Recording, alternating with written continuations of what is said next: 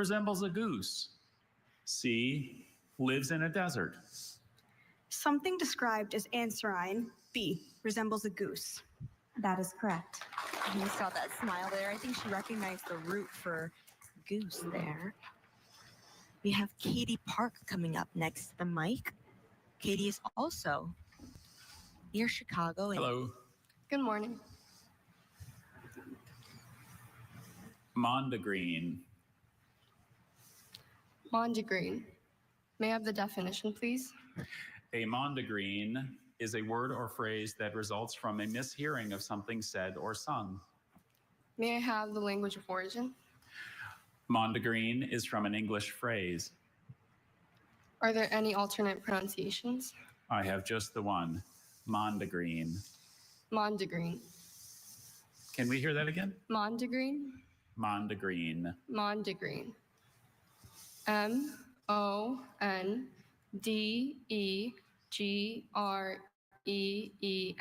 Mondegreen. That is correct. Thank you. Vanya, I actually got this word back in 2019 myself. No way familiar. Primeval. Something described as primeval relates to A, the smallest particles of matter, B, the earliest ages of the world, C, formality and precision in manner. B, the earliest ages of the world. That is correct. Thank you so much. Freeze, pretty quick there. Exactly. Next up, Alana Meskioglu. Hi, Alana. Hi. Macchiato. Macchiato. Can I have the language of origin? Italian. Can I have the definition? It's espresso topped with a thin layer of foamed milk. Macchiato. Macchiato. M-A.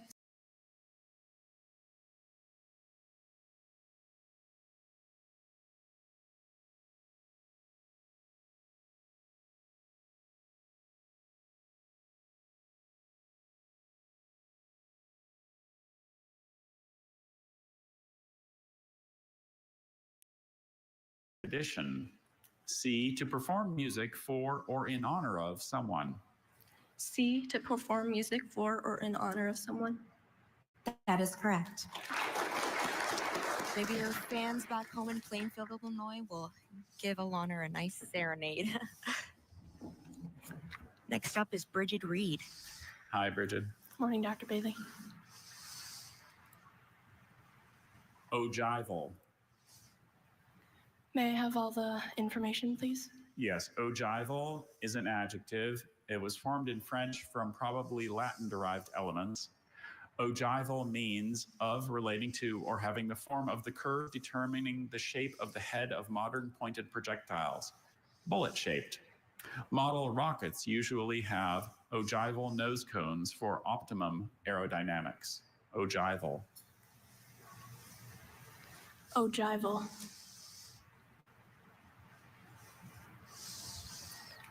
O-G-I-V-A-L.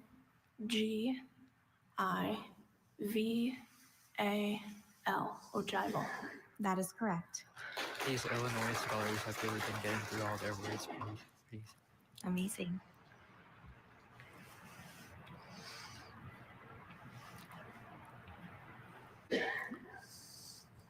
Encomium. What is an encomium? A thin layer of cells that lines a body cavity.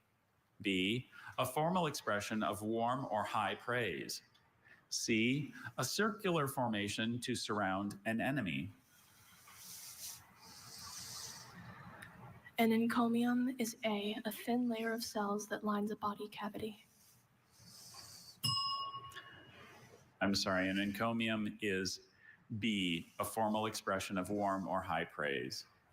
Thank you. Thank you. It's a tough one. It looks like something biology related, but it's not. But I'm sure Bridget has another year of algebra buddy. Hope to see her next year. Absolutely.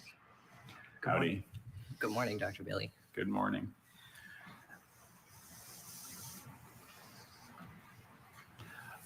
Logothete or logothete?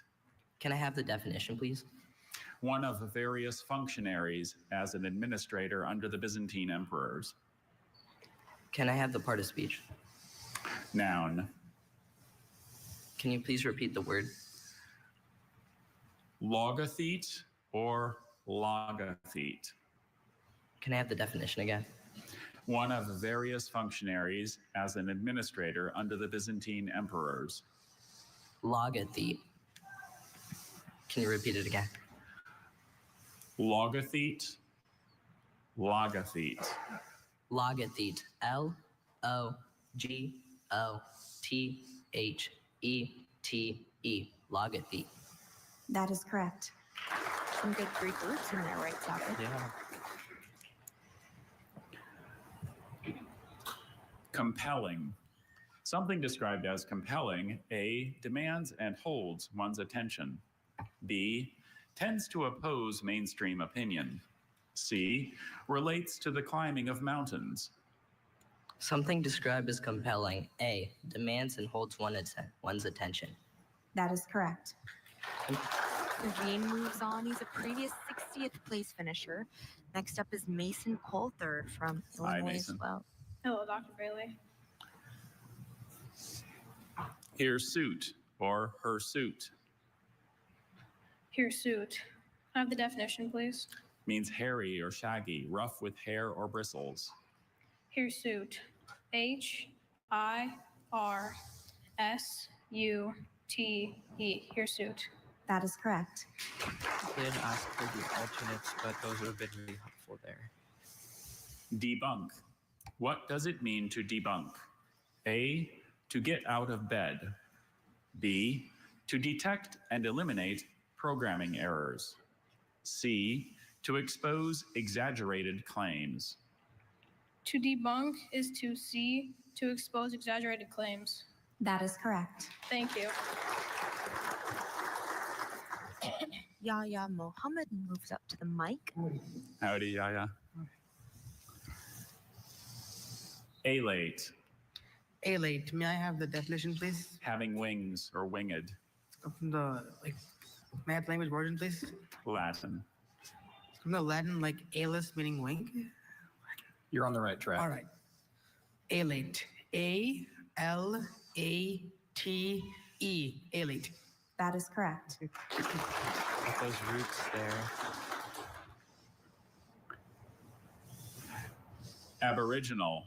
Something that is aboriginal, A, relates to or resembles a tree.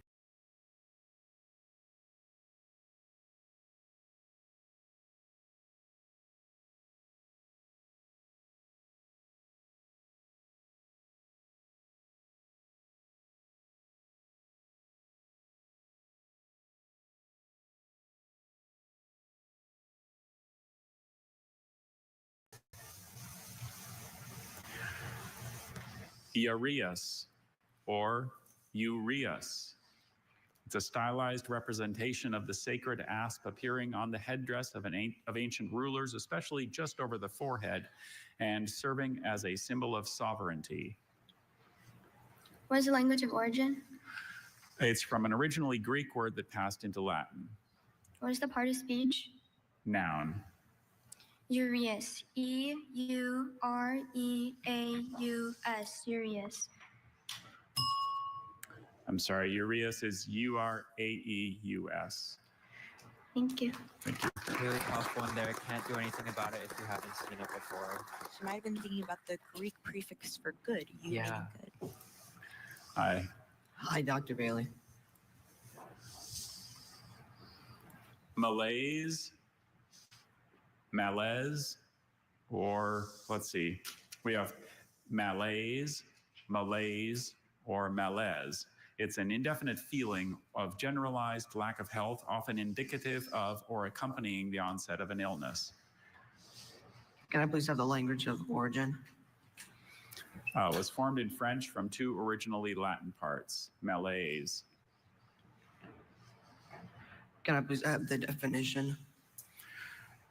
Malaise or malaise is an indefinite feeling of generalized lack of health, often indicative of or accompanying the onset of an illness. Malaise. M-A-L-A-I-S-E. Malaise. That is correct.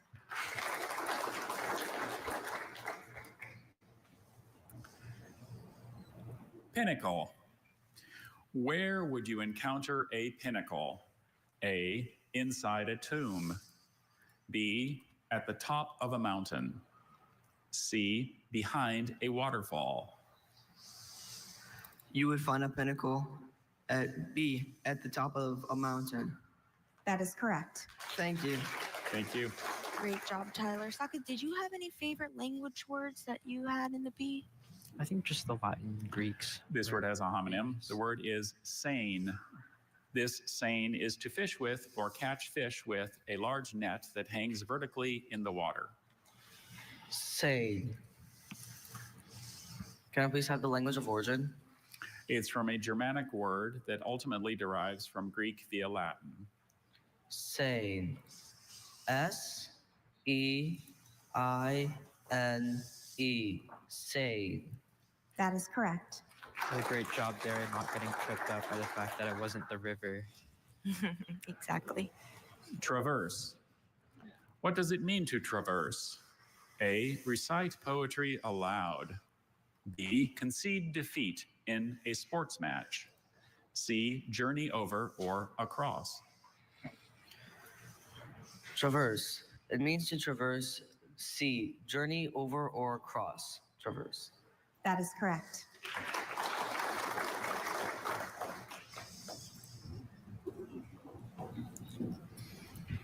Hey, Parker. Hi. Galila.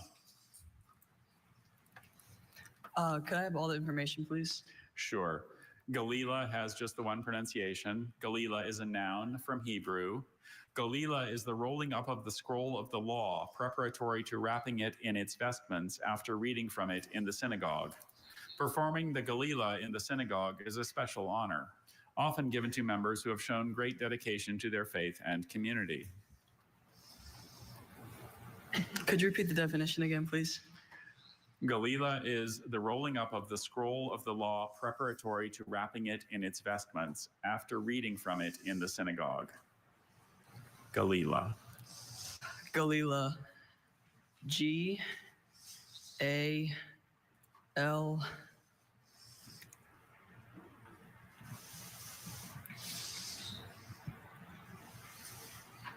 E-I-L-A. Galila.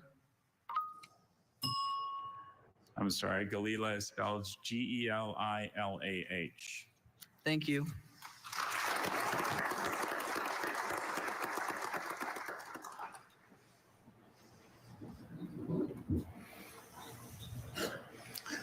Hi, Visharad. Hi. Schnecken. Schnecken. Can I please have all the information? Schnecken has just the one pronunciation. Schnecken.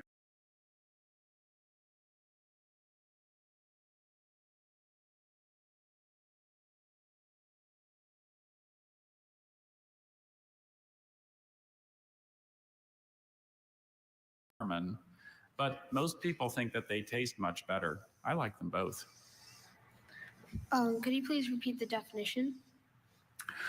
Schnecken are cinnamon buns made of rich yeast-leavened dough that are rolled up like jelly rolls, cut into crosswise slices, and baked cut side down. Schnecken. S-C-H-N-E-C-K-E-N.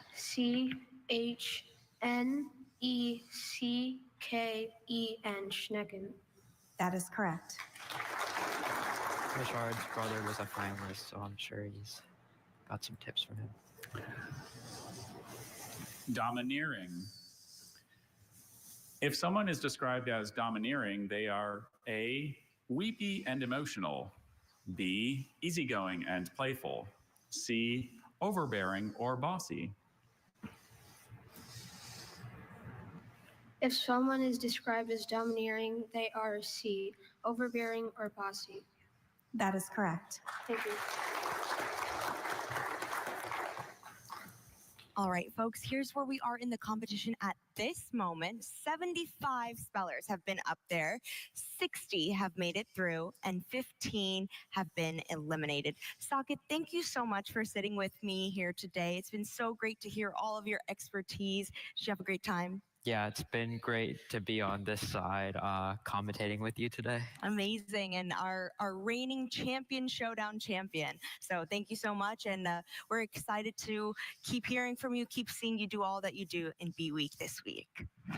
Any surprises that you noticed with the competition today? Did you see any new words, or did you see any different languages that maybe came up a lot? Yeah, I think there were a lot more words from like geographical terms, a lot more phrase words that I think are coming up a lot, and they're coming up a lot increasingly in the Bee, and I think spellers are very aware of that. Yeah, so do you ever find when you were studying, I know you're a little more recent than I am, did you have any groups of words that you liked more than others? You know, we talked about genuses and languages. Did you like those, or did you prefer Greek and Latin words? Yeah, so I think definitely like the genuses, there are some that follow this very standard pattern, and they're usually from the Latin and the Greek, which is really helpful, but also some of your more Romance languages come from these patterns, so it's always great to deal with those. Some of the words from languages that, like we saw with Hawaiian, might have these irregular patterns, so always a little tricky there. Absolutely, I totally agree, and there's that linguistics knowledge coming in handy. I want to know your opinion on this. What do you think about technology and how that can help spellers learn and prepare for these competitions these days? Yeah, for sure. When I was a speller, I would always use Merriam-Webster's Unabridged to make my own lists, and it's really convenient. You can just click through and sort of make your list. I'd make cheese lists, dance lists, things like that. It would be make it more fun for spellers to study, and I know that the Spelling Bee has that app this year for kids to practice these round 2 words, round 1, round 2 words, which I'm sure has really helped them. I don't think we had that when we were spellers. I know. Yeah. I think things have changed a little bit. You know, it seems like all these spellers do so much on their free time. How do you think they balance it all? I mean, I know you probably had a lot of things that you were doing when you were competing as well. No, yeah, it's definitely. I'm sure that all these spellers are really doing a lot in the school as well. So it's really a balancing act there for all of them, and I'm sure they're doing a great job with that. And we're so impressed by all of them. We'll come back with our next group of spellers here at the preliminary rounds of the 2025 Scripps National Spelling Bee. Don't go anywhere.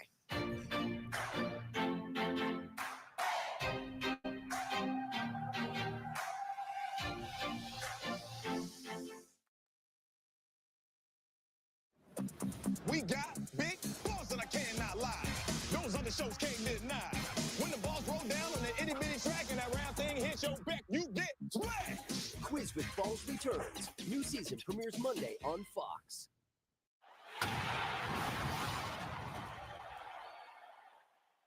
This is a new beginning. Where common sense is our common ground. Where American